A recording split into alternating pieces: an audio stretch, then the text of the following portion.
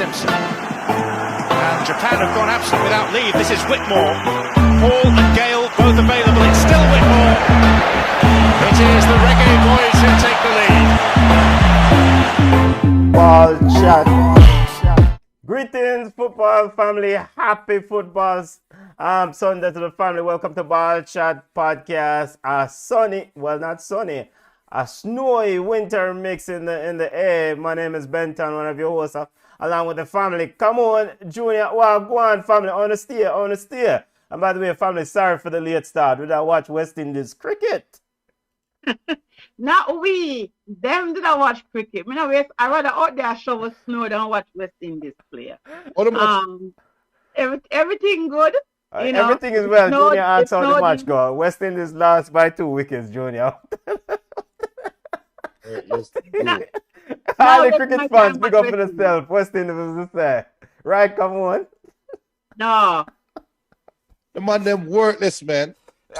Junior, West Indies lost to Ireland by 2 wickets. This is the first time Ireland is defeating a member nation since what? Zimbabwe.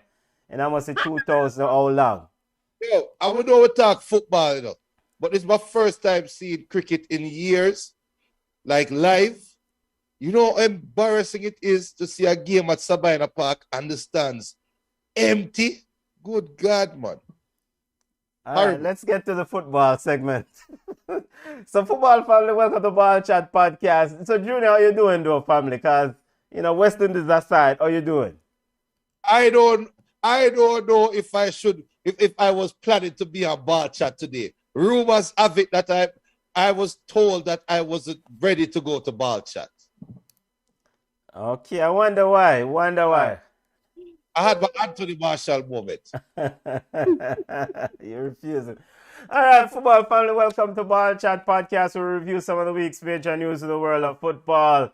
It's a live and interactive show. First and foremost, I want to thank you guys for joining us. Really appreciate you taking the time for joining us. And, roll in. We're going to definitely discuss African Cup of Nations. Take a look at the lay of the land in African Cup of Nations, as the Super Eagles look like the standard bearer. Super Eagles of Nigeria looks like the standard bearer in the competition. We'll recap Manchester City 1-0 defeat of Chelsea. As Thomas Tuchel said, Lukaku need to pass to himself, create for himself. We'll discuss what's going on with Chelsea and Tuchel and what things are going on over there. So, then we'll also recap postponements in the EPL as Tottenham Hotspur officially said out a statement and said, Arsenal are run, pretty much, to paraphrase. We'll discuss yard ballers and highlight Jamaican footballers. Nana Lowe, big up yourself. Damian Lowe signed contract with Inter Miami as he will join up with the MLS. And big and serious, we'll also take a look back at Rafa Benitez, 6 months in charge at Everton. But we start off with ballers and bugs. Come on, who do you have as your ball of the week, family? And football family, we want to reiterate, we're sorry we are late. The reason why we're late is because we're watching West Indies versus Ireland. So our apologies. Really sorry for the 2-3 minutes late start. All right, ballers of the week. Big up yourself, El Pistolero. Hope all is well, family. Come on, ballers, who do you have? For my baller, I am giving it to Jack Harrison of Leeds. He had a hat-trick versus West Ham.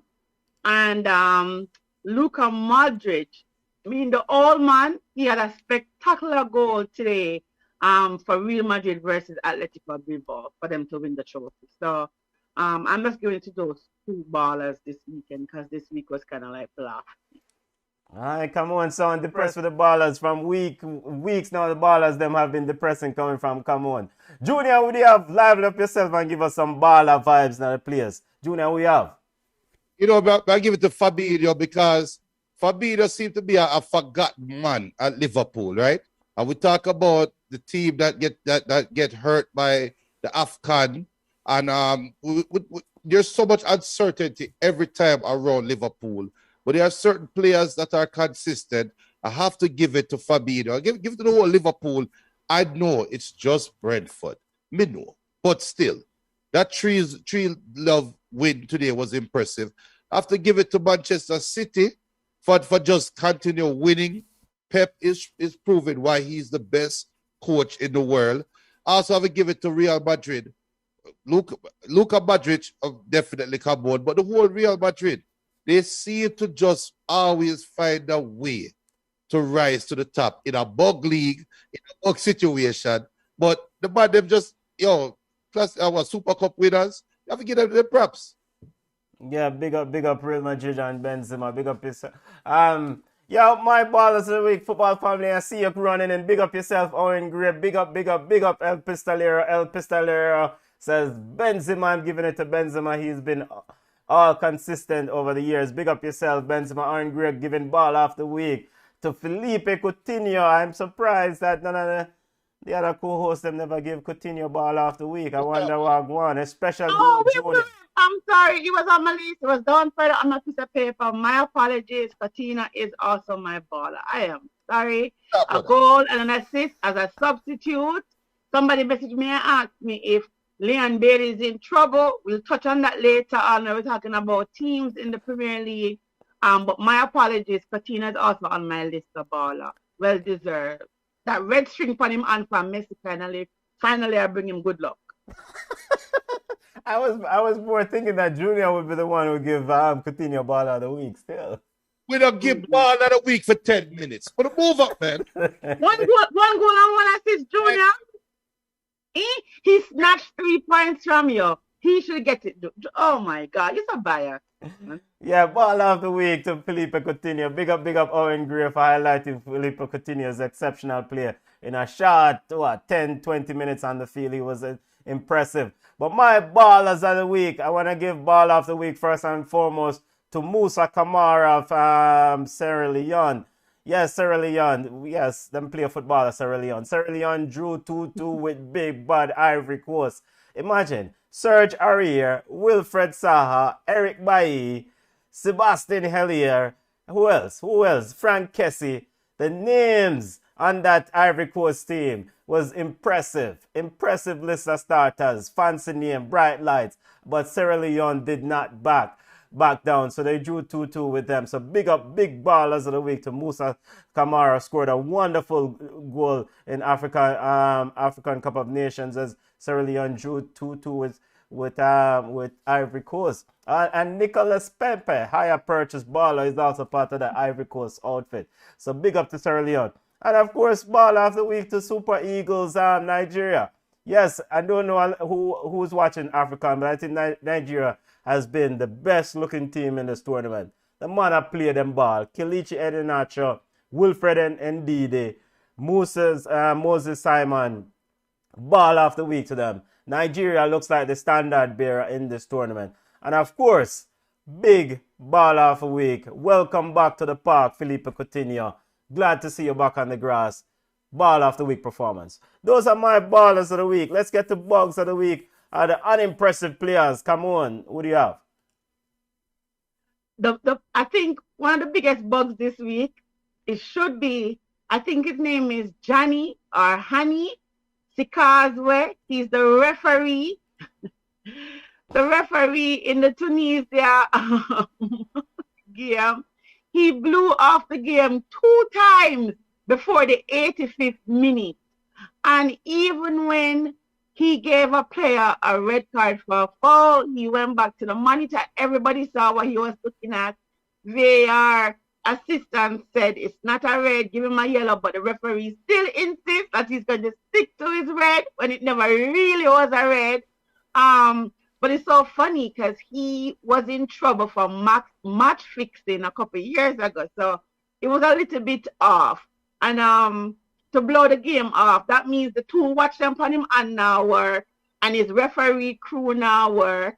I don't think there was any clocks in the stadium, but to blow the match off 2 times before the 85th minute, it is he had an appointment, come on. Worthy. He had an appointment. He need to get to work. Yes, the memes were funny. So he's bug worthy. Everton lose to Norwich. That any other game Everton, Norwich, the first win of the season, you are a bug. That's why Rafa get fired. Chelsea, Lukaku, and TT gets my bug. Why? Chelsea is not a well-oiled machine anymore. Lukaku, I understand the midfield was non-existent, but he had a couple clear-cut chances too that he did not capitalize on. And he just looks like a shell of the player that they thought they were going to get when they spent 100 million from Inter. And TT for basically throwing Lukaku under the bus. I think the relationship between TT and Lukaku is beyond repair. He singled him out, and I did not like that about him because the whole team stunk. So the referee, Chelsea, Lukaku, TT, and Everton, they all get my vote. Yep. We'll definitely recap Chelsea versus Manchester City and the fallout from that. But yes, the referee in that game, he needed. Referee Johnny had an appointment, blew off the game, 5 minutes earlier than established. We're in Ballers and Bugs segment, family. Welcome to Ball Chat Podcast. Ballers being the impressive players and Bugs being the unimpressive players. Junior, who do you have as your Bug of the week, family? Yeah, but for double up on what Kabot said with Johnny, but the Afghan, whoever is responsible for scheduling the referees and finding the referees to ref these games, because I'm seeing that article where they are saying, why are American refs in the Afghan, right? I'm pretty sure it's why are. I don't think it's why aren't. I saw something earlier saying that. So if you are bringing in foreign referees, how the hell you find a referee will have questions about integrity and put him into a game? Something is wrong with that picture. And there's no way we can take the Afghan serious after this debacle, right? So the organizers of Afghan need to be taken to task. The German coaches in the English Premier League, the new German coaches are bugs, because it is not coincidental. Both Thomas Tuchel and Ralph Ragnick made the same exact mistake over the same game weekend by trying to deflect from their team's performance and throwing a player under the bus, a black player under the bus. Now, big up to United Stan. Goldbridge brought this up. I actually believe and have the same point, but I heard Goldbridge bring it up, talking about the poor choices by Ralph Ragnick to throw Marshall under the bus, and then we don't want to sit down now and say, oh, racism must stop. Well, Ralph, are you call racism for Marshall? So the German coaches that are new to the English Premier League probably are new to the English press, new to the English social media.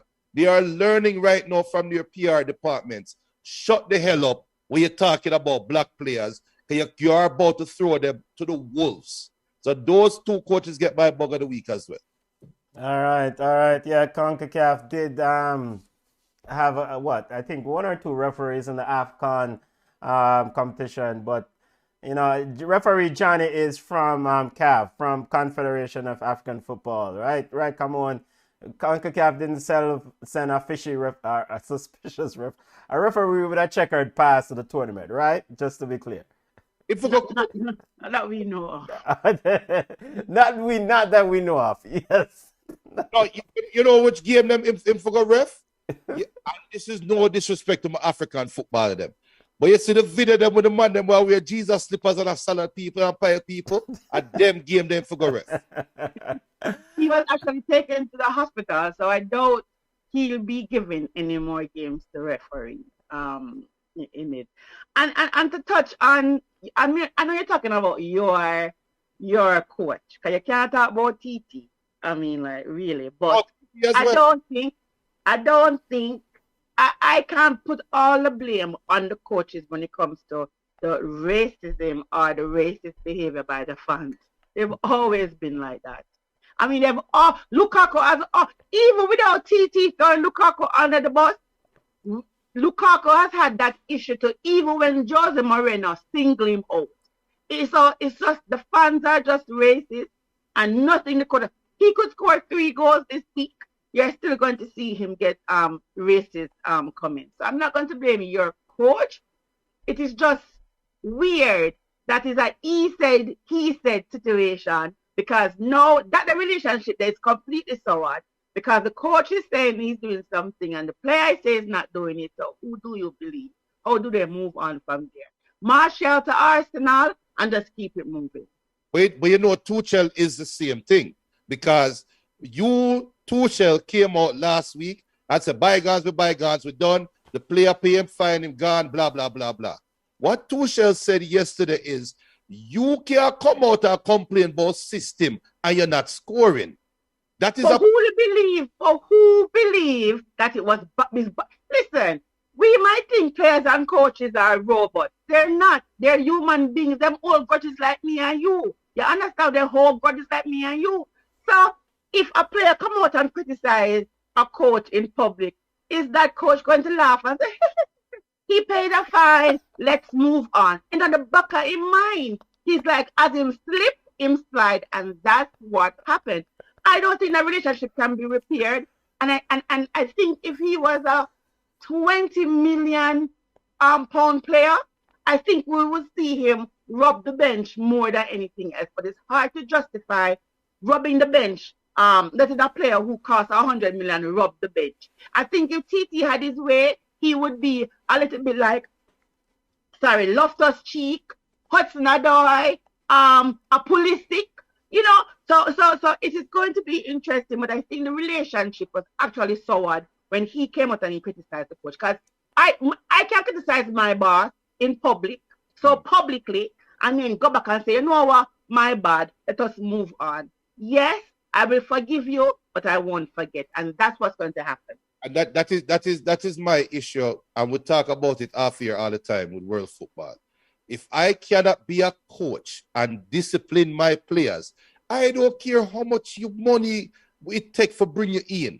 If you come in and disrespect me and my program, you're sitting on the bench, rotting on the bench until you go up on your knees and crawl and beg for come back and play.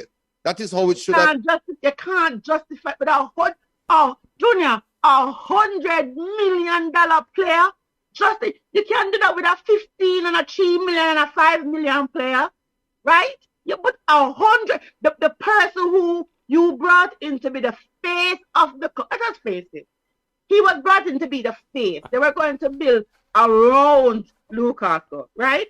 So now, how do you justify this? Like, every week we turn on the TV, we see the lineup. He's on the bench. We don't think that Chelsea lose their mind. All right, so maybe ask you this then, because I'm not going to make it about Manchester United at all, right? But rumor has it that the Manchester United players that are turning against Ralph is the English coalition, right? We sit down and we talk about Rashford, how Rashford look. I will talk about how Sancho, how much money Man you pay for Sancho, and Sancho now play good, right? Ilanga play ball yesterday, right? Why should Ralph sit Ilanga and play Rashford the next game, or play Sancho the next game? The only unfortunate thing for Tuchel is he doesn't have Tammy Abraham. He doesn't have somebody that can put up there and score. Because that's all he wants now is just find some striker. Take some striker out of the academy, come out and score against Man City. Right? And that will justify Lukaku rotting on the bench, which is where he should be. I don't agree that he should be. I think he can contribute. I think, and people will cuss me, but I am a Chelsea fan and I can say this. I think Lukaku is a bully, a man with no particular skill. He cannot take a man on one-on-one and twist up him ankles and block him. He's a push down and run player. And let us be honest, sometimes the game needs that kind of player, but not all the time. You need a creative player.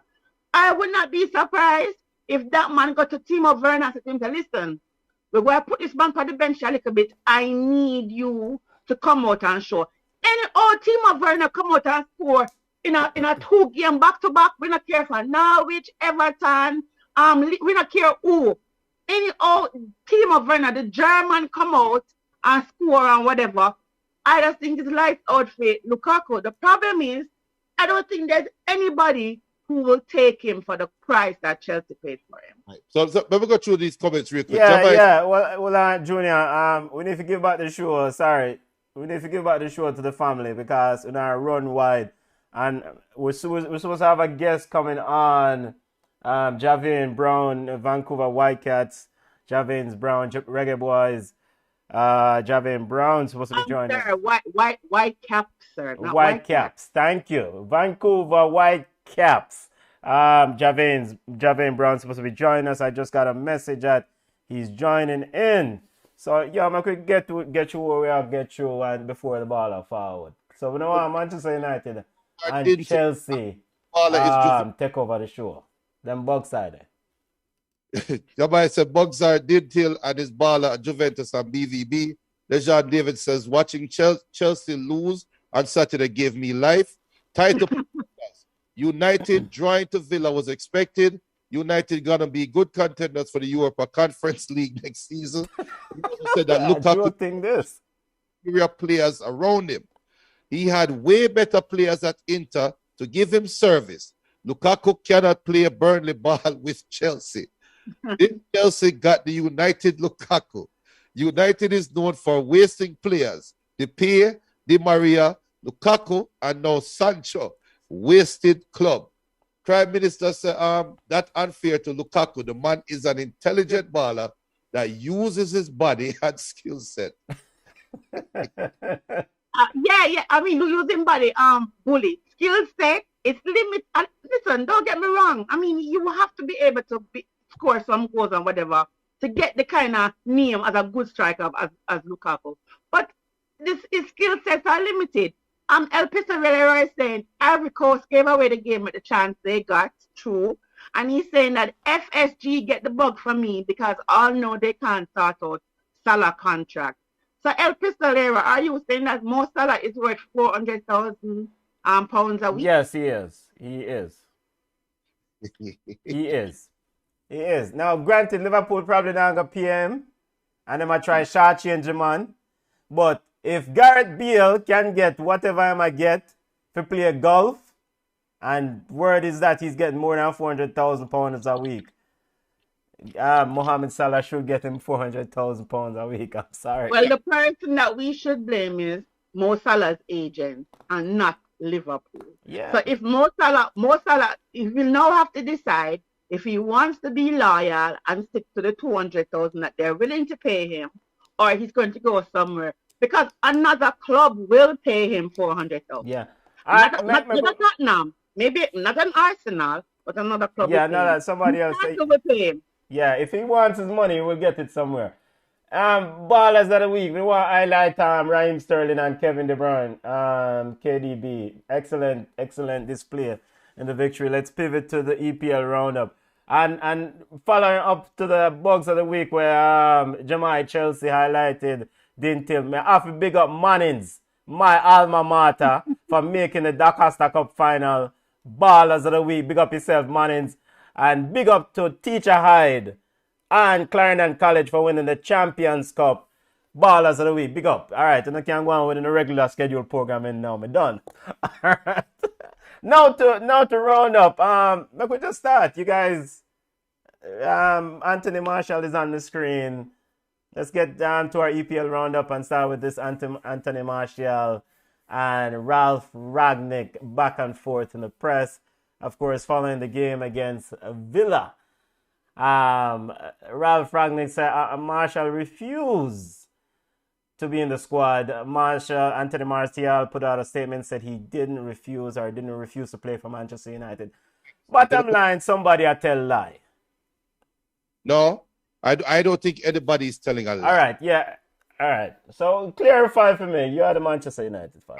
Remember this. The last coach lied about Anthony Marshall having an injury when he didn't want to play a game. So there is precedent here, right? Marshall a liar. Eh? Marshall a liar. I'm not saying Marshall is a liar. No. Marshall is looking for another club, right? He is supposed to go out and find another club. You don't want to play at Man U? Ralph come out and say it earlier. You don't want to play, go find the next club, right? Now, I don't know what happened in that conversation. Ralph probably looked at Marshall and said, yo, you want to come sit down on the bench? Because you're not playing. You want to sit up on the bench? And Marshall said, no, I work for look for another club. Right? So Ralph come out and was asked a question.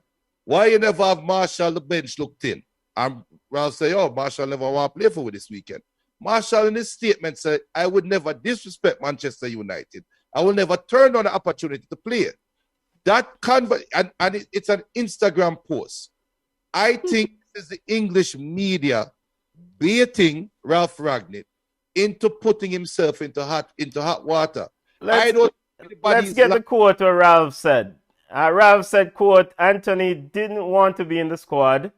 He would have been in the squad normally, but he didn't want to, and that was the reason why he didn't travel with us. End right. quote. So why? The next question should be, why didn't he want to be in the squad? I guarantee it's going to be, he's working on his transfer. Yeah, all right. But, and to follow up. But until you get the transfer, you're a Manchester United. All right. You know how I feel about players. They are human beings and they go through emotions, right? Yes, yes. So now we're going to say that both people are not telling lies. It's just something is lost in translation and something is missing. Some context is missing from there. Because if Marshall said don't want to go, because he wasn't going to play. Let us say that, because who would he have played over? Right? He wasn't going to. No, he would have come on for instead of Lingard. In the 82nd or 80, how much minutes? 85 minutes, come on? They're chasing the game. So he would have come on. I don't blame him. Listen, for me, I think the manager is in line, and I think Martial probably didn't say, well, maybe he said have a little knock. Maybe he said have a little knock on him, because that's the go-to. Him have a little knock, and him not really knock. Or pull a Kevin. Listen to me. At this point, the fans should not be upset with Martial. He, the player, is committed to Manchester United, but he was told that he will no longer play a role at Manchester United. So, but Junior, before we continue, make we get some context also involved in this, because there are multiple reports that there's an offer for a temporary, or what them call, aka a loan deal to Sevilla, right? We don't want to get lost in the weeds here, right?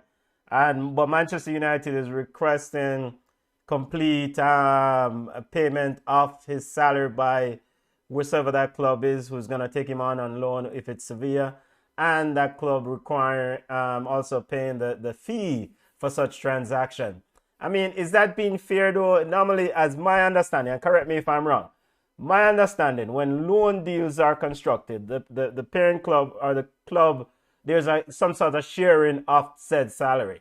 You know, the club that's taking him on might say, all right, I'll take 60% of it and you hold 40.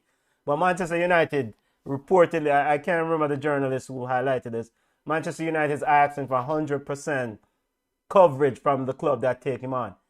Is that lofty expectation when you're getting somebody on loan? The reason why you are wrong, and the reason why it's not lofty expectation. Yeah. Man U has no intention of keeping Marshall. Okay. Sevilla is trying to loan him for free, right?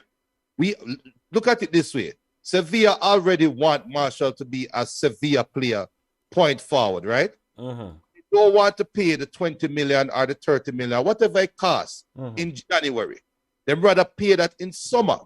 Man U is saying, no, pay me now. If you don't want to pay me now and you want to loan the baller, pay 100% of his salary, because he is not our player anymore. So you can't expect Man U now to say, all right, we take the loan. What if Marshall go Sevilla and flop? Man U will be paying 50% of a salary of a player that they don't want, and Sevilla is going to say the player flop, so we'll take him next year. So okay. Man U will be back to square one. Right. Yeah, but hold a second.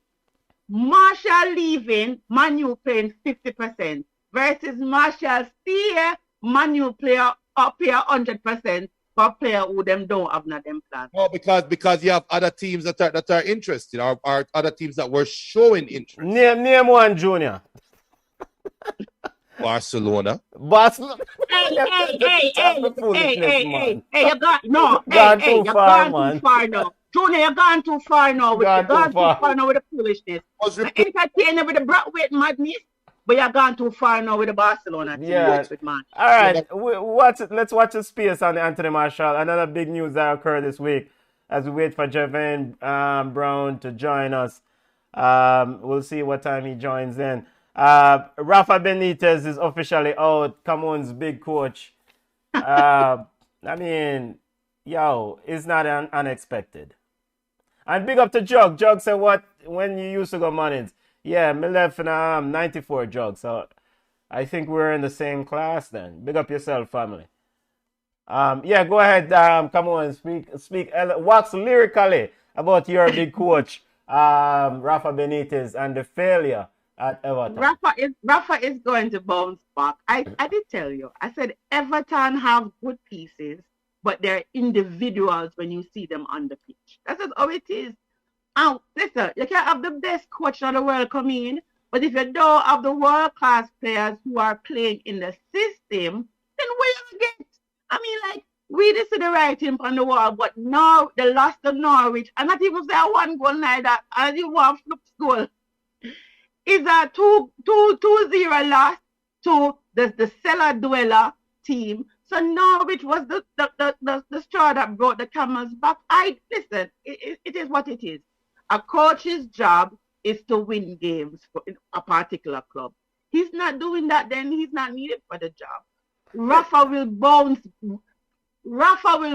back. There are tons of teams out there. They're talking about Wayne Rooney going to coach Everton. Everton not ambition number anyway.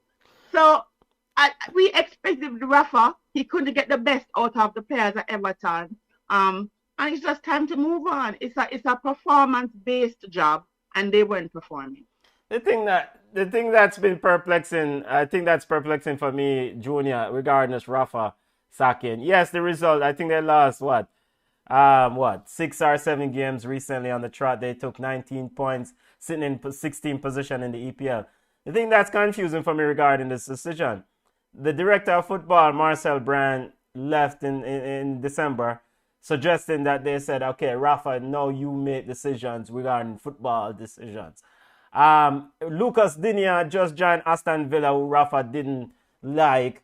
So after those decisions, this which seemed to indicate to me that Rafa was getting the backing of the board and the club. No, Rafa, I guess it's just the Norwich thing that brought the camel back. Sorry,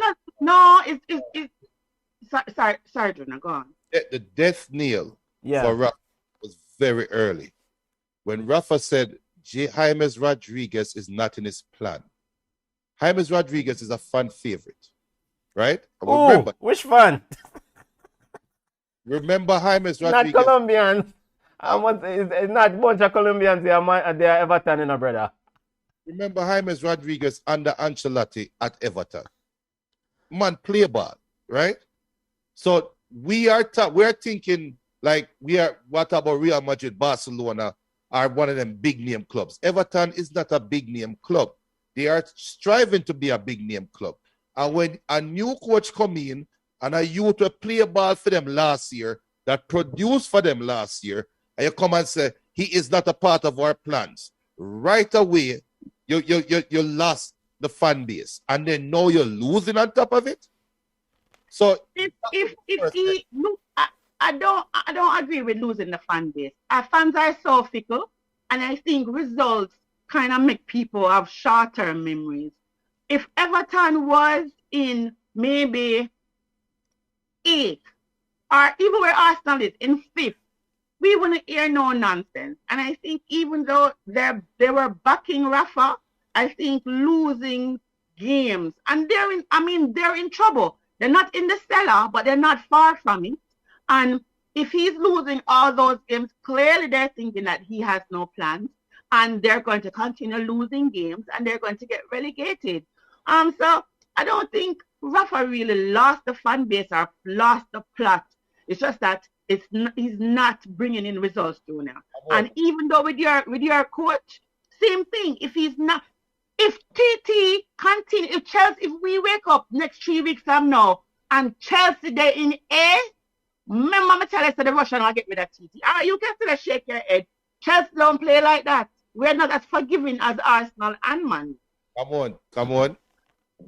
Rafa Benitez is a Liverpool legendary coach that came on to Everton. He did not have the fan base from jump. Everton are mortal enemies of Liverpool. And then you come and say, your baller is not a part of your plans. If I was an Evertonian, I would think this brother I come for sabotage my side because he still love Liverpool. These are fans. You cannot spell fans. But Junior, if Everton stood up on a winning streak, if Everton was sitting pretty in fifth, they would be singing Rafa's name. English fans are fickle. I mean, like, so fickle. And they are always about the performance. Rafa did up in our top 5. Yeah, man, he's good, man. If he would be fine. The results, it's a result business, whatever. But the fact that Junior, you might write, say, they never like him from jump, and him a lose. Because it did start it well. Like you see a guy out on the road, him have a little bit of money, they say, all right, I'm interested. Then him lose the money, and on top of that, he ugly, 2 strikes, no papa, you're out. Same thing with Rafa. All right, so where does Everton go from here now? Graham Potter, Wayne Rooney. No, news reports are saying, like a couple hours ago, that they're waiting on the Belgium FA. So they're talking about Roberto Martinez coming back. Martinez. What kind of foolishness is this? Do you think that would be a smart move? But look at it though. Coaching is like, it's a small circle. It's like, don't be surprised. You know, it's like an old man, some other guy. European book. It's a small. So that's what they're saying. So they're waiting on the Belgium FA before them can really approach Martin. There's a lot of noise about Graham Potter, Brighton. I mean, reportedly he's on the list according to multiple reports. I mean, if he probably won't get another opportunity for a bigger job than this. I mean, surely Arsenal, Liverpool's of the world, and Man City won't hire him. Everton might be. Right now, based on what going with Brighton, is the best possible. But why would he take it? Brighton is in 9th position and Everton is... It's like you are a Bundesliga player and then decide that, okay, I don't want to play Bundesliga anymore. Let me go play 5th division in Germany. Like, what? No, but the reason why you take it is that the access to resources, you know, Everton is building a new stadium, so things supposed to soon turn up. So the outlook for Everton... Or that working off for Newcastle. So it's like, so your side is in 9th, sitting pretty, closer to the top than the bottom. You are going to go and take a side where it's the 16th. Remember, it's the same players Rafa have, nothing special. The Brighton coach isn't more special than Rafa.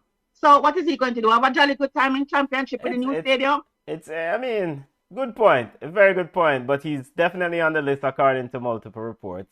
And he's Junior. You regard him. You have him in high regards. Have who in high regards? Graham Potter, right? No. No. Okay. All right. I thought you waxed lyrically about him a few episodes ago, about the work that he's doing at Brighton. Big name coach. Okay. As a coach, we're going to go Everton and turn him into a top 4 team. No. No, I mean, I think the aspiration is not necessarily to be at least no. You know, they want to stay up in the league and they want to be competitive. And they haven't been competitive. Why? Right. 5 hours ago, they're saying that Graham Potter is happy at Brighton and is currently not interested in the Everton job. Okay. No, right. Why fire Rafa if top 4 is not your goal? Why fire Rafa? Because I think they had 7 or 8 game losing streak. Doesn't matter. Look. Why it doesn't matter? That's the results. Look at their injury list. Regardless, it's fresh. I mean, like, I wouldn't go on tonight. See my wife must have box all in my head back. I'm like, why would you want all this pressure? At Brighton, we're like, oh, it's Brighton. You know what I'm saying? It's like, okay, nice, wow. Because Everton is like, there's this expectation. I mean, like, how do you leave a cushy job where you can sleep at night time unbothered and then go this club where you're in a constant turmoil. You're an idiot. You No, will be but a complete fool. some people like a challenge, baby. Graham Potter like a challenge, you know. And the reason why I said, You need to ask Conte how that working out for him. oh, Kante is, It's not only that. It's not only that. yeah, The unrealistic pressure of following two Champions League legendary winning coaches. You're following Carlo Ancelotti and you're following Rafa Benitez, and you're expected to do a better job than those two coaches with the same side. No, it's not going to happen. I mean, one thing that needs to happen, of course, he would have to secure time. You know, Rafa should I get let go from him forward with Salman Rondon, the same brother who was with him at Newcastle, then he went with him at China, and now forward with him at Everton. That's not good. It's not good. So we will see. We will see if but it's not unheard of. I mean, coaches are comfortable with a player and will see something in the player that we probably don't see. It's not unheard of, but the brother can't even him have the touch like Lukaku and can't score. But yet, I think Rondon scored 1 goal in 2 years. But yet, Rodriguez is not a part of his plan. Are we going to sit on that? The CM brother, James Rodriguez, who had a problem with the weather, who said he must have been too cold, the condition was too sloppy, or something that. Didn't he made some comments like that when Ancelotti was there? Did he play well under Ancelotti? Some yes, games he played well, yes. He played okay.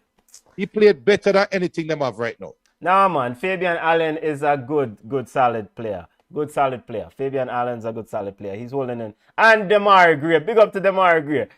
In fact, we'll get to Demarai Gray and Jamaican passport in a second. All right, let's look at players on the field in the EPL because we have quite a few things with touch. And we're pushing up against the clock. Come on, you can't go around it. Chelsea lost to Manchester City. Your assessment, come on, because you can't go around it. I mean, cannot go around it. What is there to say? Break down the game. Give us your expert analysis. Dissect what the strategy, 3-4, whatever them a play. Let's get the insight looking from the vantage point of what exactly went wrong for big bad Chelsea. What went wrong was that we did not score and Manchester City scored. That is simple. I mean, like, listen, I think the best part of the team was the defense.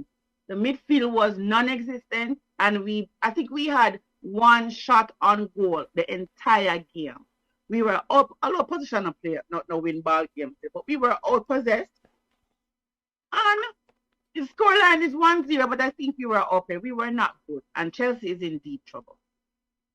All right, Junior, your assessment, Junior, of what went wrong for Chelsea in that game yesterday. I mean, Tuchel was thoroughly outcoached, and I don't know how you look at Man City and say we're going to defend the middle of the field if I'm Chelsea, and I'm going to leave the wings one-on-one.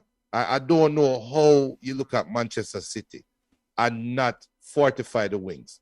Now, I know that Reece James and Chilwell is injured, right? I know that. But we have seen Chelsea employ a back five. Why they didn't employ a back five this weekend, I don't know.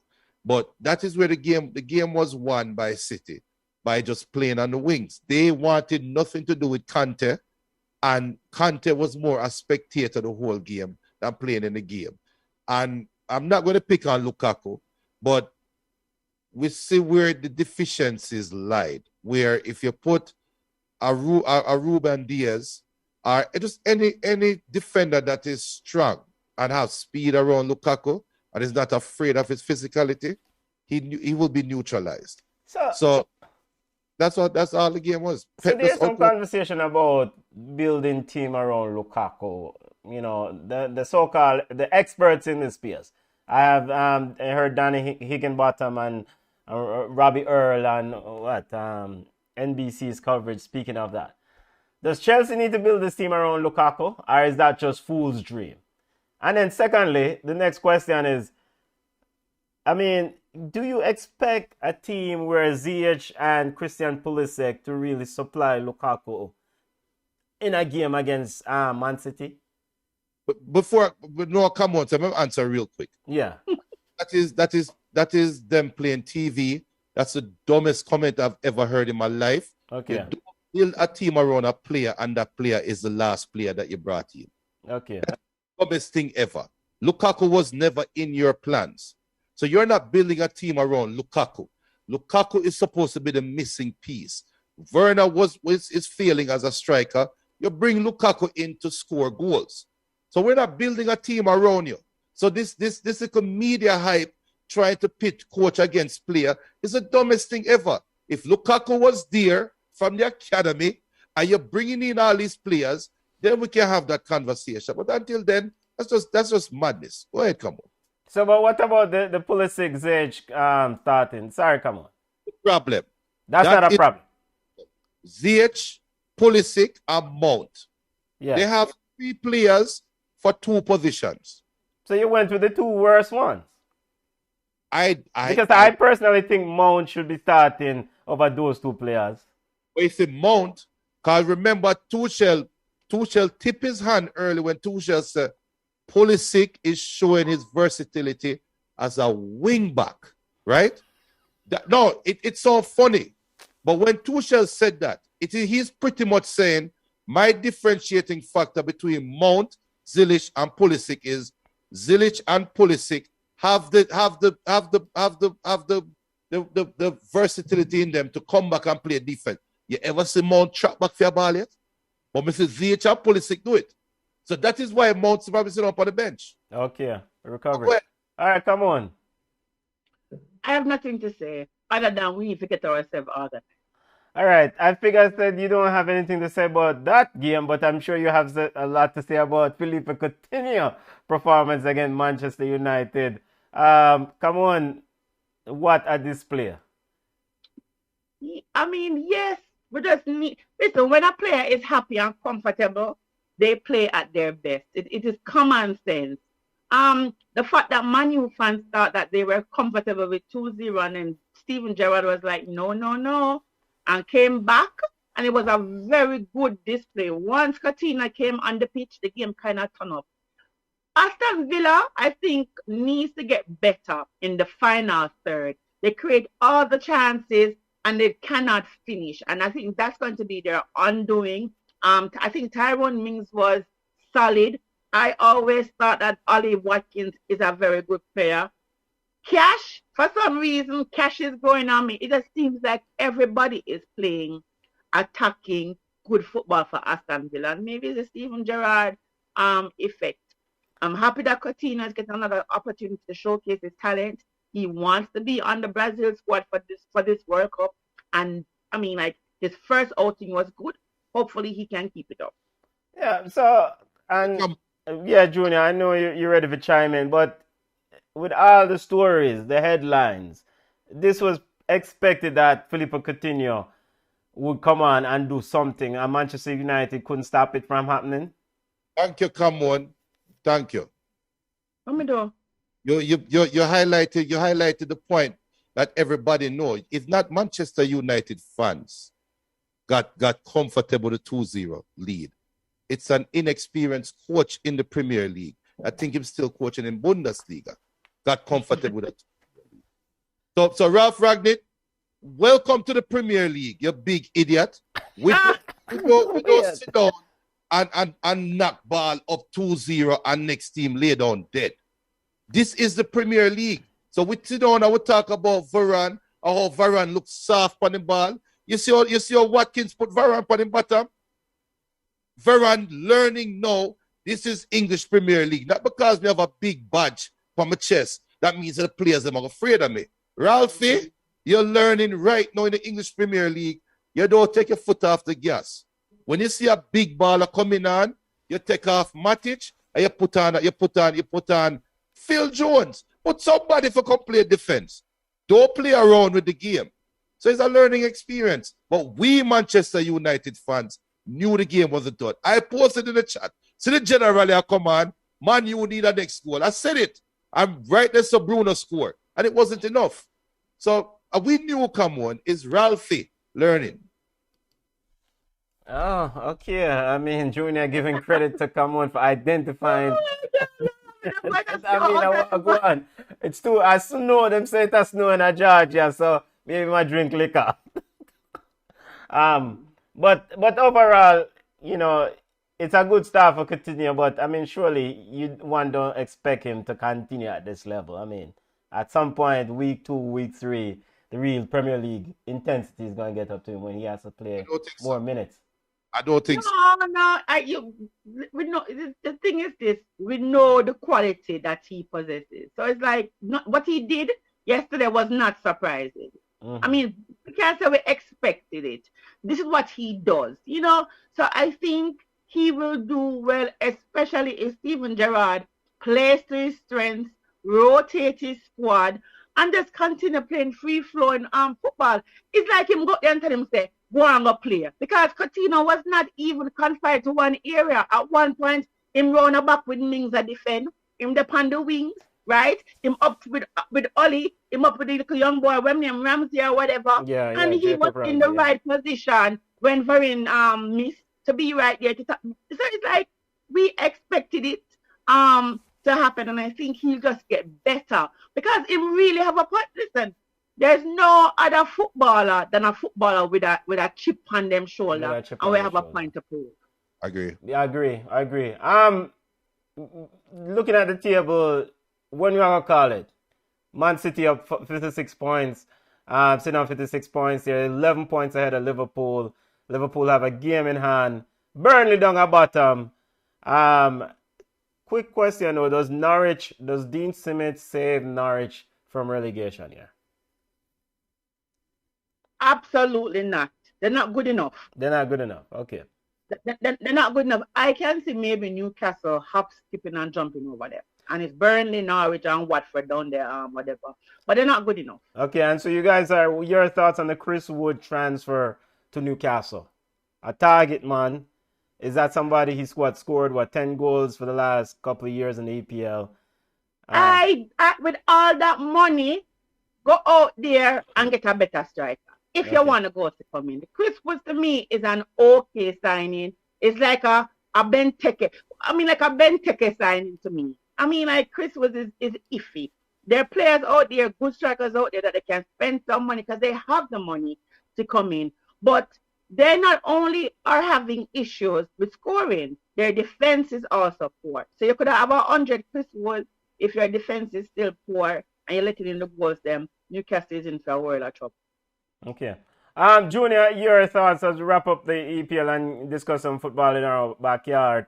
And also, family, I want to get your thoughts on this whole issue with rules for match being postponed. Spurs put out a statement saying that they were, pretty much to paraphrase, they were disappointed that the London derby was suspended or postponed. Of course, Arsenal has one COVID case. They have some injuries. They have players that are absent from AFCON for African Cup of Nations. Your thoughts on that decision? Does the rule need to be changed to just exactly COVID only, or the rules are fine the way it is now? I find it funny because the FA is coming out. I mean, whoever wrote the rule never think that a team would take advantage of the loopholes that are clearly stated in there. Yeah. It's COVID only. It's a special rule. COVID only. It's kind of like how the concussion rule for substitution is ironclad. Yeah. You gotta take advantage of it. If you have a concussion, fine, you can get a fourth substitution, right? They should have made it ironclad for COVID. Like, if 30% of your team, of your last starting level is COVID positive, you have the option to appeal for postponement of the game. And it's simple.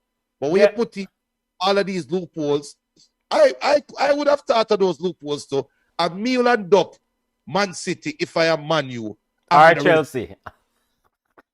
Right? So, or Chelsea. Me not duck City. So Didier Hamann, big baller Didier Hamann tweeted, quote, Bayern Munich had a bench last Friday without a single Bundesliga appearance, yet they fulfilled the fixture. Premier League teams got squads up to 60 players and call games off on a weekly basis. What's the point having these young players? End quote. Come on, does he have a point? Do you agree with his position? I was going to before you even read the quote, my letter them have about 60 players overall that they can pull from. Okay. They have U23s, right? That's a part of the academy. Yeah. You have those things. And I agree with him 100%. What is the purpose of having all these players? They play a developmental league.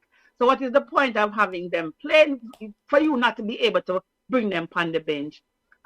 When Arsenal was thought of as a hospital with all those injuries, we never even hear about postponement and whatever, right? When Arsene Wenger come out and say I have 5, 6 players injured, long-term injuries, short-term injuries, they never thought about rescheduling. So I agree 100%. Pull from your academy. Why you having the academies anyway? Pull from them, bring some players up, and put them on the bench. Yeah. All right, that's it for our EPL roundup. Let's look at AFCON quickly and update the fans on the standing in AFCON Cup of Nations before we get to yard ballers. And football family, just to remind you, we were supposed to have Javine Brown join us, but it looked like him now forward today. Texting back and forth with his rep, saying that they may have to reschedule. So we keep moving. Looking at the lay of the land in the African Cup of Nations. Group A, Cameroon already gone through. Group B, Guinea, Morocco, and Senegal. Morocco has gone through out of Group B, and Morocco is out of Group C. But the real standard bearer, in my opinion, has been Nigeria. Your thoughts on AFCON? Almost the first round is finished. Your thoughts, family? Poor tournament. Hey, hold on, watch him out. Yeah, I'm sorry, it's poor. Like you have maybe 2 games so far out of all the games that we play that are really quality games. And even though we have stars, they have a Salah, they have a Zaha, whatever. They have a Pepe. Let me talk about Pepe for when we talk about stars. But anyways, the quality is still poor. One game I can really stress about. I watch the entire 90 minutes without moving. But the others are just so poor. The goals, before it was like a pair 1-0. The referees are not that good either. I am sorry, as a referee, the quality is so poor. I'm telling you, I'm glad them have VAR, because if they didn't have VAR, they'd eat enough of his supper, because it would be shambolic. But hopefully, once they weed out the lower level team and they get into the tournament, hopefully the tournament becomes better. Yeah. And El Pistolero is correct. Ivory Coast, a lot of chances came their way and they could not put the game away. The goalkeeper actually for Ivory Coast made a big blunder, but I do think it was the pitch. Yeah. The pitch them terrible, and I think he got caught in the pitch while the ball tumbled and put whatever. We watch NFL all the time. I get them head beat off and I hold on to the ball. All goalkeeper Sangre in goal had to do for the Ivory Coast in minute 93 was hold on to the ball. No pressure. But that's what he did. But Benton, that's what he did. He held up. It's not like him putting the ball, pick the ball. He went to grab onto the ball. So anyways, but Ivory Coast is to be blamed, because if they had put away a couple chances, that one goal that he messed up and give away would not have really mattered. But it was good, 2-2, I like the excitement. Algeria, the defending champions, it's not looking good for them. Today they didn't do good. Them lose to Equatorial Guinea. So the tournament needs a little bit of polishing. But overall, let's see what happens later down when all the big games. Big teams. Top two along with the best 4th place, the 4 best 3rd place teams. Top 2 in each group, along with the best 4 third place teams, go on to the round of 16. Junior, your thoughts on the AFCON Cup of Nations? And before you make a talk, we want to big up Bruce Farrell. Bruce Farrell said regarding the Arsenal thing and the suspension, Bruce says spectators don't come to see kids from academy. We'll touch that in a second. Come on, you can reply in a second. Junior, your thoughts on the AFCON Cup of Nations? If you were to ask me to describe what African football is, the AFCON is that. And that's no slight against them, because Copa America is the same thing, where you see a lot of wild tackles. You see in South America, you see South American football. In AFCON, you are seeing the typical African football being played, where it is exciting if you like that style of football, where you see a lot of physicality, a lot of speed, a lot of athleticism, but then you also see a lot of breakdowns in the final third. So, in a roundabout way, I am loving the fact that I am sitting at work in the morning. I can have my computer up and watching competitive football. But is it something that I would skip work to watch? No. Okay, fair enough. And as we say, we hope the quality gets better as they move into the knockout phase of the competition. And I do expect that. You don't expect that. Before we go to yard ballers, we can run through some of the comments, family. Well, on the, make we touch on the comment about Yes. Go ahead. So you wouldn't have 18 academy players, right? You would just fill the spots. They would be on the bench. And let us be honest, we have seen Klopp bringing young players, and we are like, oh, we're able to play in a U23. Make we see. Trent was one of those players, right? So we have seen Klopp bring up players from the academy who fit right in, but actually play good. Arsenal can do that too, but it's not like you're going to use the academy players every game. It's just to keep the schedule moving and then to kind of fill the spots that Arsenal want. I just don't think they should have postponed the game for foolish. I mean, I'm not going to say foolishness, but they had enough players. They could just use the academy players on the bench. Who knows? We probably would have seen a breakout star where we make us say about who. Yeah, big up. Junior, we're going to highlight some more of the comments from the phone before we get to yard ballers. Yeah, so Dejan said Aston Villa needs a new centre back. Mings is a trash centre back. I never see a centre back be so overrated. He doesn't do any of the basics of defense right. Did he see who Arsenal bought for what? 50 something million this summer? But so what Bruce said the presidency has been yet from the start. The presidency has been yet from the start of the season. Oh, presidents. The precedence has been set from the start of the season. And Bruce's regarding the postponements of the games. Bruce's comment, in my opinion, the loophole is the FA's rule. Okay. That is the reason for the FA rule being so arbitrary, giving the teams the option to not only use COVID, but if you have COVID plus a baller, they're Afghan, plus a baller have a sprained ankle, you can use that and postpone a game. So there's some truth to both on you and Bruce and Camon. I think Camon is coming from the pure football perspective. Bruce is coming from the business side.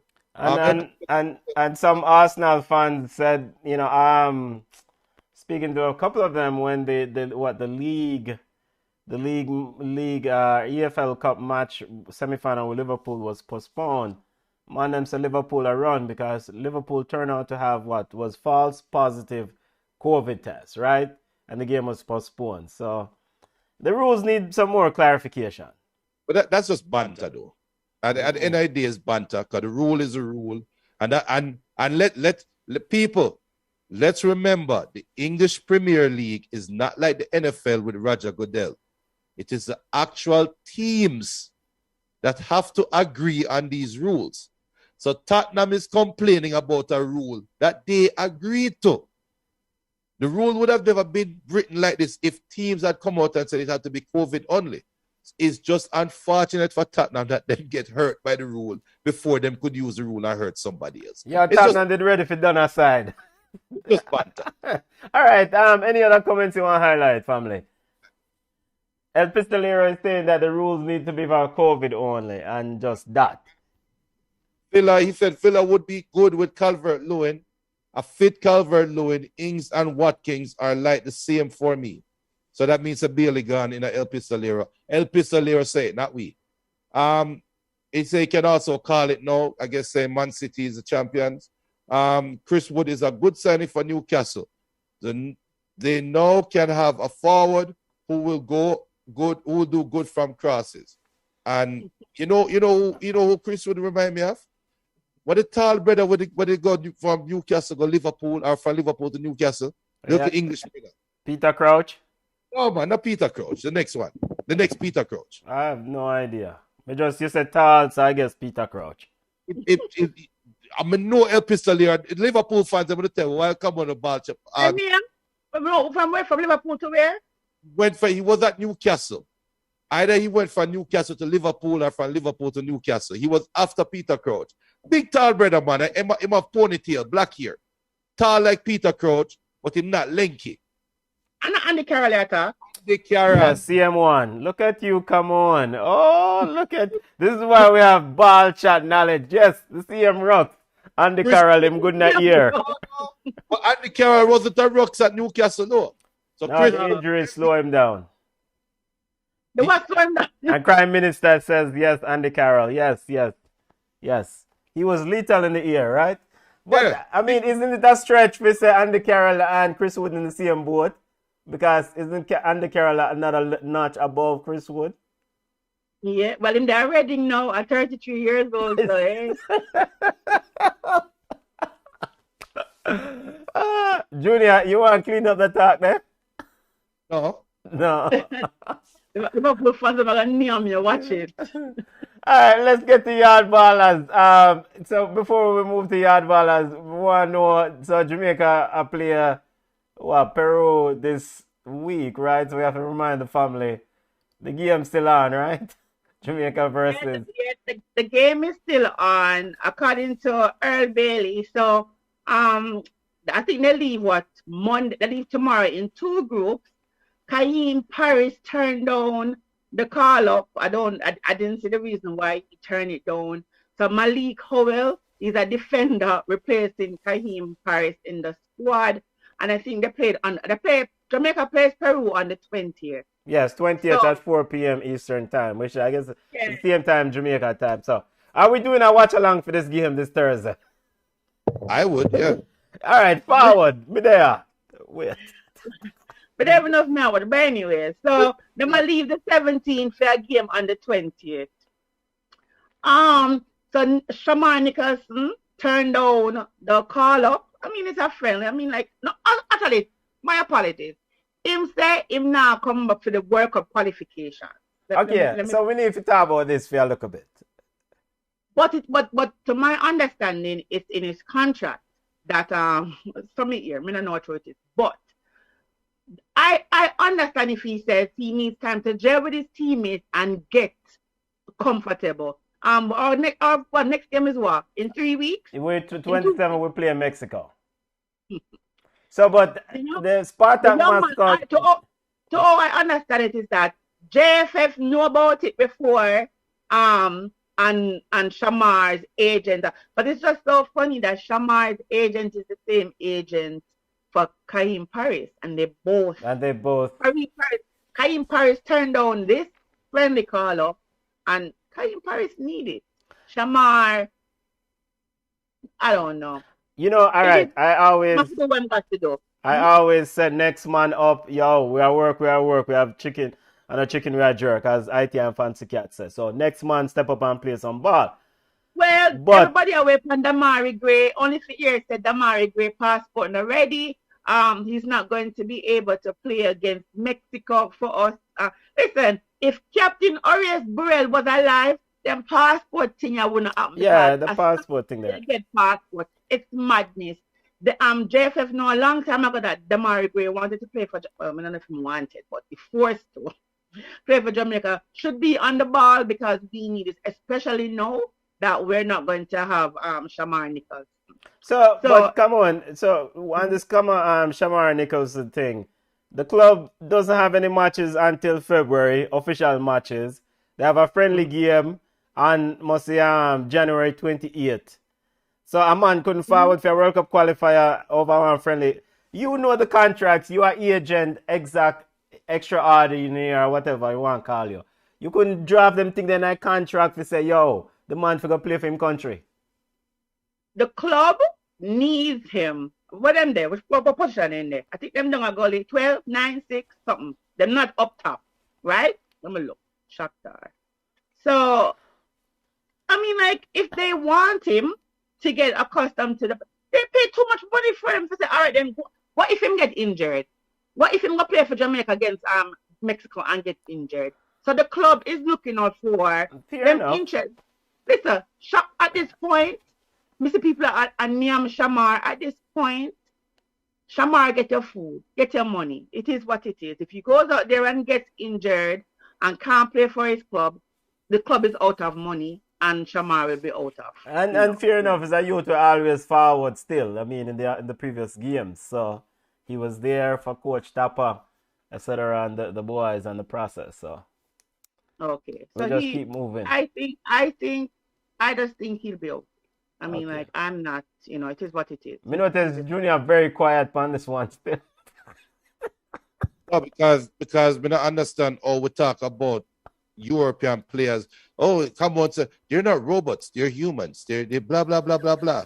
But then what about Shamar Nicholson like he's a robot? What is Jamaica playing for? Nothing. So why would Shamar Nicholson come to play for Jamaica and have everything to risk? He got the ultimate prize this year that every player that is playing for Jamaica, that is local based, are not playing at a big club, is playing for, right? Sparta Musto is probably the highest that he can get this year in terms of club level. There's nothing else for me to play for. So I am going to sit down and secure my money. Plus the one on the run down, Mikel Antonio. So they're going to make Mikel Antonio. All right. They're in ninth place. Ninth place, right? Not ninth place. And pay a whole heap of money for him. So if he wants to get used to the climate, get used to the people, get into, training, really? So you can tell me, say, God forbid, Shamar Nichols to get injured tomorrow. What? The world is on fire. We can't move on. Yeah, fair enough. Money, money and whatever. So it is what it is. Shamar is okay.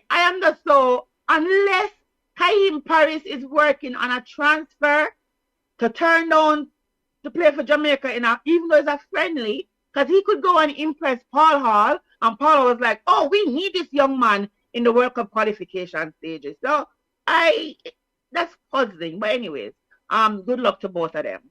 So today the Jamaica Premier League started back. The players are taking the knee before the start of the game. They're talking about they're taking the knee to symbolize the unity when it comes to violence and crime in Jamaica. So it's just like taking a knee against racism. The players are taking a knee against violence and whatever, Jamaica. So somebody needs to take a stand because they gone to the dog. Big up Premier League. Yeah, that was interesting to see. So that was interesting to see. So a little bit of transfer news, nothing crazy. We know Shamar gone, we know Junior Fleming's gone, and now Damian Lord into Miami. Rashan Daly is now with Hartford. Peter Lee Vassell is also now at Hartford. And a name we don't hear often, Cardell Benbow, he left what's your team name? What Tigat did there? Mount Pleasant, and he's now with Waterhouse. And I think he had a good game today from what I've been hearing everybody say. So congrats to Craig Butler and Mona. They beat KT 5-0 to reach the final. I think they will meet St. Catherine in the final. So good luck to him. I watched a little bit of the game. We can laugh at Craig Butler if we want, but we saw a little bit of good things from the young men. Congrats to St. Catherine for reaching the finals of the Walker Cup. They beat Excelsior on penalties. That was the worst penalty shootout I have seen in a minute. I mean, like, everybody missed. It was just ridiculous. Clarendon College won the ISA Champions Cup after defeating Dintil 1-0. Today, Waterhouse beat Mobe United 2-1. Benton, your side. No, Reno. All right, Boti. And Cavalier beat Arnett Gardens 2-1. So the Premier League starts today. Tomorrow, Jamaica meets Dumbleholden and Tivoli meets Portmore. So that's it. So, but how come you don't highlight the Doncaster Cup final? I mean, that me notice you a big up Walker Cup final. Yeah? I actually heard you say congrats to Mannings already, so we're not going to touch. So, but who them a play? I don't know who them a play. We don't watch football. We don't watch country football. Sorry. So Dintil lost to Mannings and Garvey Maceo, I think, defeated Clarendon in the other semi-final. Somebody can correct me. Damian Lowe to Inter Miami deal. Your thoughts on that news, family? Good move, right? He come back from Africa, from El Attiyad, closer to yard. I mean, this is something good for him, right? I mean, it is. It is. I mean, a job is a job. He will come in. MLS is good enough for Damian. Damian is what, 29? No, a 2-year contract with the club option. I mean, like, earn your money. His family is in Miami. The weather is nice. We expect to see Damian on the beach every day because it's a good situation for him to be in. So it's good. I know he wasn't happy when he was in Egypt. So this is a very good move for him. Yeah. Junior, any thoughts on this move for Damian? Yeah, I echo what Cameron said. I'm happy for him. Happy for the ball. Them are getting their money, and in this COVID time, it's good that Jamaicans are being recognized for their talent. So hopefully Damian Lowe can go over there and keep opening the pipeline where MLS don't have to go Europe and look for them next big baller. Look to the Caribbean. So big up Damian Lowe. Yeah, and so Thursday against Peru, Reggae Boys friendly first game for Paul Hall, 4 p.m. Do we have any expectations? None at all. And you're right. Mannings and Garvey Maceo advanced to the cup final. Right, thank you. Paul Hall come out and say he was surprised with the Shamar Nichols thing. So I don't expect anything. I don't know nothing. Yeah, he said he was surprised. What you looking for? See what kind of system? He spoke about attacking football. We just not care. We just need to win against Mexico. When? Well, we're talking about World Cup or we're talking about Peru? No, we're talking about Peru first, but Mexico is the ultimate prize, the World Cup qualifier. So regardless of what happened against Peru, I just win against Mexico, may I say. Yeah. And look here, I don't know if Mexico is the same Mexico, that we saw the last round where they were wounded and they were not in good shape. I don't know if they're going to recoup and come back and decide that we're going to be them beaten stick. I don't know. We don't have much faith. I think Leon Bailey is going to be out. He still has not recovered from his injury because we don't even see him on the bench for Aston Villa. Shamar is not going to be there. They were hoping for Damari Gray. He's not going to be there. I think they're talking about bringing Andre Gray, the striker, back in. Who else? They should get Junior Flemings, his club, unless his club saying can't come.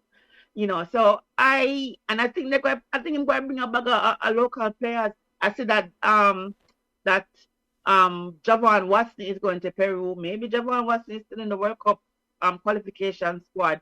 So, I want to see the players that he's taken to Peru. They have been training because most are local. I have been always asking about Akwasa Chang for the longest while because he has been scoring goals in Jamaica. You can't have a local player scoring the goals and you don't have him, whatever, with the team when they're going away. So I want to see how it plays out and then see if he's going to pick any of those players to fill any World Cup qualification squad. So and just to highlight one more thing too, because I give the impression like Jamaica has no chance, right?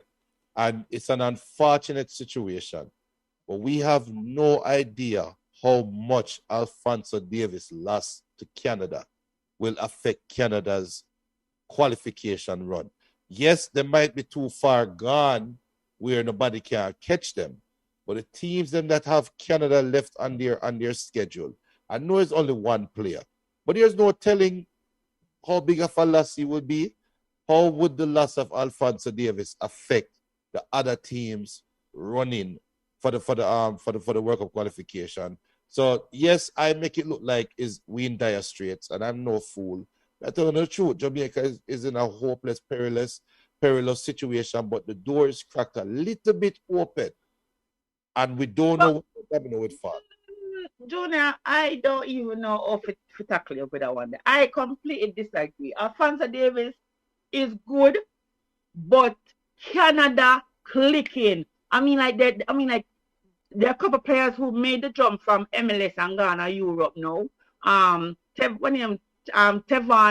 Buchanan, and the other one from Toronto. Mm-hmm.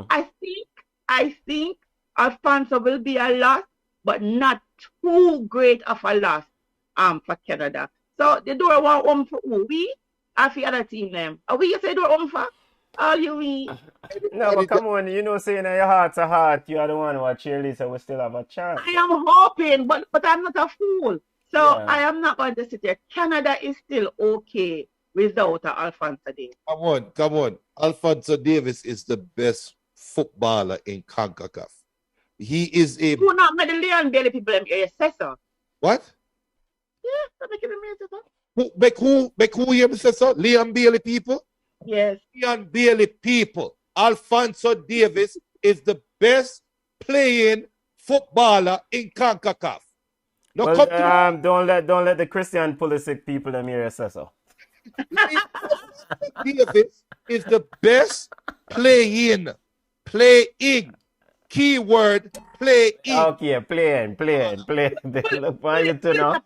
But Bruno, and that is true. But listen, Canada clicking, and I think look here. Listen, this is how I view Canada. When my brother was little bit, him love pull apart things. Him pull apart my mother radio. Me don't know if worry the kind that were. Pull apart mommy radio, put it back together. The radio play, turn on, everything as before. When we look at ground, there was a screw. One screw upon the ground, but guess what? The radio still our. Alphonso is that screw, and I think the Canada will be okay. Mexico is not Mexico. None of them go back for reinforcement. But the players on Canada side, I think they believe in the coach, believe in the system, believe in each other. Yo, Mr. Canada makes some no look pass. And I'm like, who is this? Barcelona? So I think even with Alphonso's speed and strength, Canada still all right. Yeah, all just right. To let the listeners know the squad for the Paul Hall first squad for Peru. Jamaica's friendly game against Peru. Miller, White, Knight, those are the goalkeepers. Defenders, Lowe, King, Tope, Lawrence, Brown. Yeah, Mr. Brown was supposed to join us today, but Mr. Brown missing in action. His people say he might have to reschedule. Midfielders, Javon Watson, Kevin Lambert, Shaw, Camon's favorite baller, Kevin Lambert is there. Ramon Howell, Devon Williams, Peter Lee Vasso, Lamar Walker. Up front, the attackers, the Marshall, Atkinson, Beckford. Mr. Paris turned down the call, right? And Campbell, Fletcher, Burke, and Chong. Malik Howell. Oh, so Malik Powell replaced Mr. Campbell, Mr. Paris. Mm-hmm. All right. So that, well, we're looking forward, because man say want to play attacking football. Peru versus the Reggae Boys this Thursday, right? Peru, all right. Peru is okay. But your boy play for Peru, no? Where name Almaran? I'm not Peru play for. No, he plays for Paraguay. Where your boy from Atlanta play for? Venezuela. Oh. Yeah. Right. And my guy with the little pot up on him nose, him still a player for Peru. Hold up. Cameron, is that Guerrero? You know my man But they get banned Junior, man, because them find them system on the tattoo on the neck. Oh yeah, I remember that player. Yeah, I think he retired. I think he. Really? Yeah. So them big baller for a long time was Farfan, you know. Him got a Medellin. Him got a Colombia. Farfan was the general for them. I mean, and you guys know it's a Farfan number 10 was brutal, big baller. But I mean, who knows? Jamaica right now is just need to play some ball. We need to see Paul Hall system. I am looking forward to the friendly on Thursday. Let me see what I go on. You say him not retire for Peru. I thought he did. I could be wrong. At 38. Okay. At 38, him still up. Yo, if 38 him up on the man low must just wipe him out clean. I'm not going to 38-year-old stuff. Anyways. It's going to be interesting to see Peru play. So with Jamaica, because most of the players are young for Jamaica. We have young, strong players. So, but this squad, though, I mean, you just have a supplement with a Mikel Antonio. I mean, is your baller from Derby County coming back again? Ravel Morris, is he returning? Of course, Ravel returning. Ravel and Paul all guy. Okay. So, I mean, what? Is Terry McGee? What? So, who do you supplement for the World Cup qualifiers here? I mean, you just have to take out some people. What name? Junior Flemings. Yeah, Junior Flemings. Yeah. Who else? I mean, like these are the only reason why I see so much local players are because it's not a FIFA window, and the Englishman in now. I mean, like what's his name from Bournemouth? From Brenton. Pinnock. So Pinnock is returning. Yeah. I mean, why wouldn't Pinnock return? I mean, you know, if Paul Hall is the coach, I can see him bringing in the players them from overseas. Okay. So him, Ravel, Mikel Antonio, who else? Jamal Lowe. Andre Gray, Liam Moore. Yeah, so you basically know the core. You know, with the goalkeeper. So I mean, like, there's nothing. This is an experiment. We don't expect to see Alex Marshall. Deshane Beckford. Deshane Beckford at him of a club. Did Montego Bay call him back? As I was looking to see if him gone back at Charleston Battery. When I see them announce it. Peter Lee Vassell, him just gone to Hartford. So we don't expect to see most of these players in the squad. But I can be wrong. Let us see how it goes. All right, family. Yo, we're gone way over time, you know. Yo, I could go my yard, yeah, man. I could go my yard. Reggae Boys versus Peru this Thursday. We are doing a watch along, Junior. Where you say 4 p.m. family, we do the watch along. I have to check my schedule. So. Paul Hall's first game. Paul Hall's first game in charge. Looking forward to it. Big up to the family. Football family, really appreciate you joining us. You can connect with us on Instagram at Ball Chat Podcast. We're on Twitter at Ball Chat 1. We're on Facebook. By the way, make sure you subscribe to Ball Chat. Subscribe to Ball Chat YouTube page. Subscribe to Ball Chat Facebook page. Wall-to-wall coverage of everything football, African, EPL, La Liga, and what's going to happen with the Reggae Boys when they play Peru on Thursday. Paul House first. So, you know, make sure you smash the like button also, family. Come on, Junior, we got we are now, family.